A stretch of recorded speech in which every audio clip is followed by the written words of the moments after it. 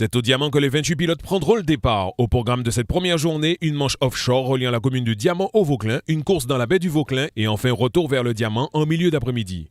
Cette édition de la Martinique Cup sera très disputée car toutes les machines sont du même acabit. Par contre, il faudra garder un œil sur Teddy Ponce qu'on ne présente plus, Alexandre Barré, Kevin Carlini, Christophe Concourrier, François Médory. Une chose importante avant la mise à l'eau des jets, c'est la sécurité. Ils sont passés au peigne fin. On va vérifier d'abord les éléments de base, donc les protections du pilote, tout ce qui est casque, protection tibia, gants, dorsale, etc. Et après on va vérifier quelques points essentiels sur le jet. Donc on a d'abord le bout de remorquage, ensuite la corde de remorquage obligatoire. Ensuite, on vérifie en fonction de la catégorie s'il y a des modifications au niveau du moteur, de la turbine, etc. Et quand tout est bon, on valide et c'est tout bon, il est prêt pour la course. La manche offshore est une étape où le physique compte pour beaucoup. Avoir une coque qui passe bien la mer est un privilège à ne pas refuser. C'est sous un soleil un peu timide que le départ est donné. Très vite, la flottille se disperse et quelques hommes se démarquent. Carlini, Barré et Médory.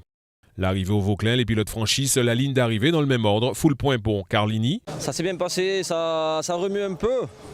La mer s'est calmée et bon, je suis parti en tête à la all shot. Après, j'ai géré ma course sans trop forcer. Les seules difficultés qu'il y a eu, c'était par rapport au corail. De bien passer après la pointe du diable, de bien viser par rapport au corail. Et après, non, pas de difficulté, à part le bateau, je me suis un peu écarté par rapport à la bouée, mais non, pas trop de difficultés.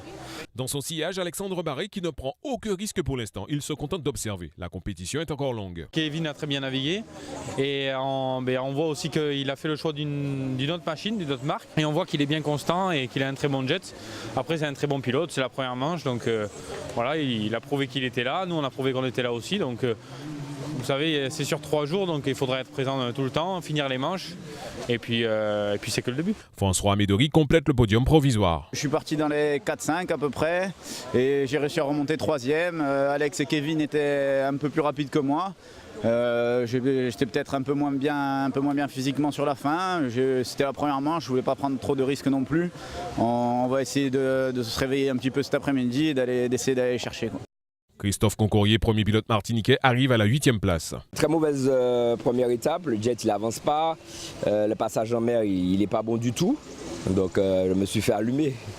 Donc là on va travailler, mais c'est vrai que le matériel ne permettra pas d'aller titiller les premiers. Là.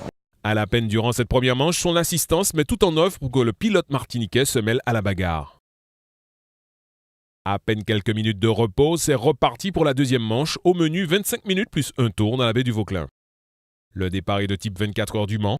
Alexandre Barré prend le meilleur départ et garde l'avantage sur le premier tour. Carlini, en bon vieux briscard, parvient le reléguer à la seconde place. À l'arrivée, Kevin Carlini en tête, Alexandre Barré est second. Coup de théâtre pour Christophe Concourrier. À quelques minutes de la fin de course, le moteur de sa machine refuse tout service. La dernière manche de la journée est lancée. Le mauvais sort s'acharne encore sur Christophe Concourrier. Il est contraint à l'abandon.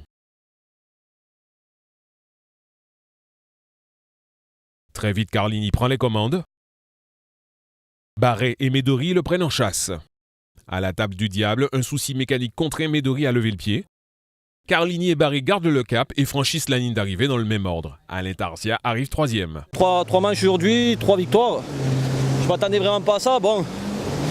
Maintenant il faut aller jusqu'au bout, jusqu'à dimanche et voilà, parce que derrière ça rigole pas et c'est une très bonne machine. Bilan plutôt positif puisque je ramène le jet, donc c'est déjà une chose bien.